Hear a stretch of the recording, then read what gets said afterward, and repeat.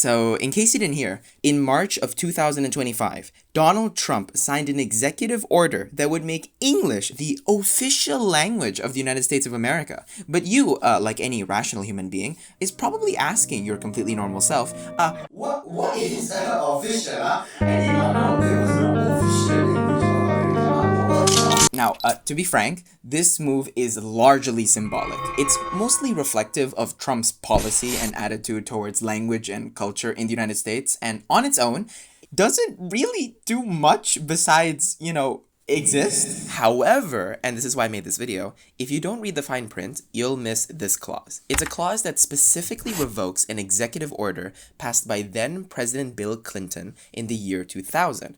Basically, it was an executive order that mandated all government agencies must provide meaningful access to their services for people with limited English proficiency. Now, you're probably asking yourself, yet again, why was this necessary? Well, it's because no matter how you really spin it, America has always been a land of immigration, multiculturalism, and multilingualism. And although the average percentage of individuals with limited English proficiency is about 8% in the US, that's still, mind you, about 20 million people. So it's in this kind of America that Clinton's mandate felt necessary. And it's not that a strict guideline was superimposed on every agency. As a matter of fact, I read the guidelines for Clinton's executive order, and to be honest, it feels vague as all hell. But that's probably because the approach was that even though every government agency has to provide meaningful access for those with limited English proficiency, they were free to do it in the way they deem best. So, if it means having translators on the ready, then so be it. If it means asking an intern to slapdash poster in 48 seconds, then also so be it. And it was this executive order from Clinton that Trump revoked. Get out of here! But Trump's new policy does seem kinda similar, but in reality, there's a huge distinction between them. Clinton's executive order required a certain level of access be provided, but the execution of which was left up to each government agency. Trump's executive order requires no level of access be provided, believing each agency should have the autonomy to decide whether or not to provide it in the first place. It's subtle, but one with the potential for severe consequences.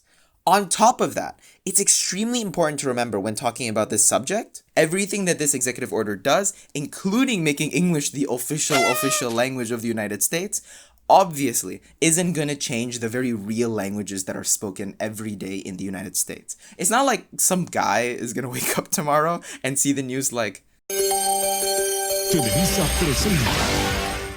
"Hey, amigo, Senor Trump has made English the official language. We cannot speak Spanish anymore, you see?" Sí. Okay, no, please. La No, you must libertad stop. no es un hecho, stop es it, una please. No, conquista, please, mi come for amigo. us. Flores para los muertos.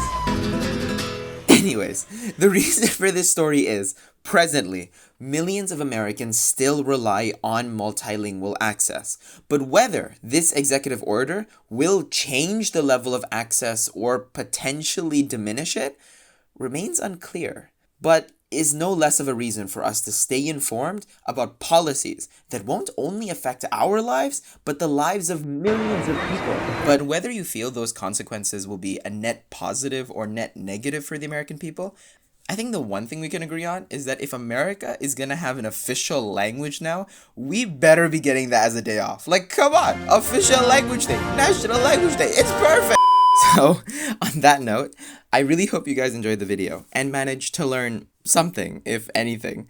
Thank you guys for watching, and as always, I really appreciate all of the support, and I hope to see you guys again next time. Bye bye!